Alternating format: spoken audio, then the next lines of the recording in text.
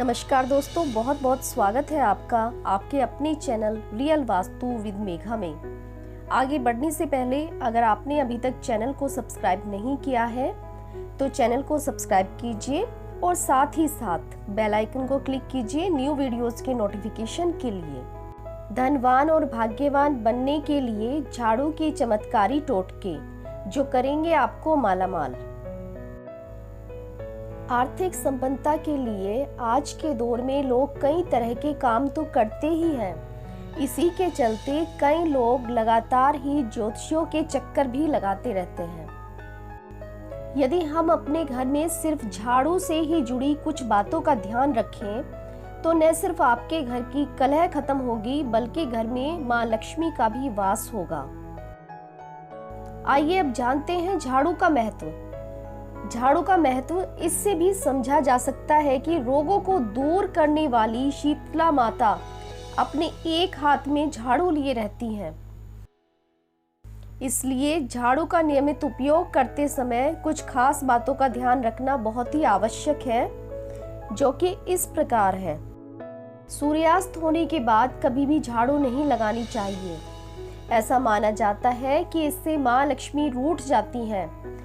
वहीं इसका दूसरा पहलू यह भी है कि यदि कोई कीमती वस्तु गिर गई हो तो सूर्यास्त के बाद झाड़ू लगाने से वह नहीं दिखाई देगी और कचरे के साथ घर से बाहर चली जाएगी।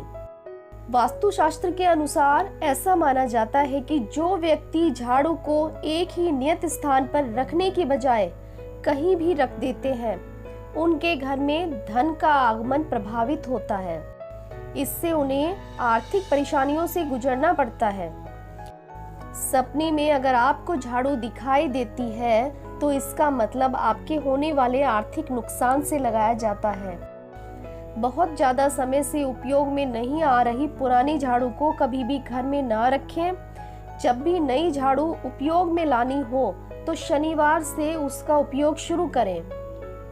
जिस प्रकार हम धन को छुपाकर रखते हैं, उसी प्रकार झाड़ू को भी अपने घर में आने जाने वाले लोगों की नजरों से दूर रखना चाहिए।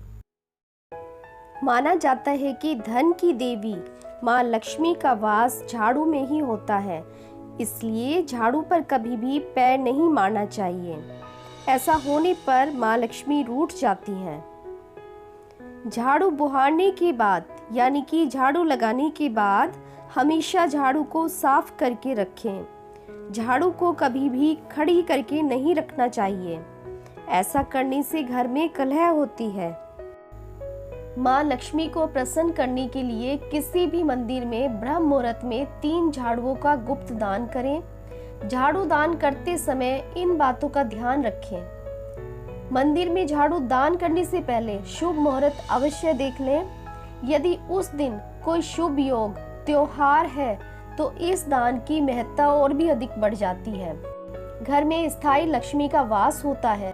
जिस दिन भी यह काम करना हो उससे एक दिन पहले ही आपको 3 झाड़ू खरीद लेनी चाहिए। जब भी किसी नए घर में प्रवेश करें तो नई झाड़ू लेकर ही अंदर जाना चाहिए।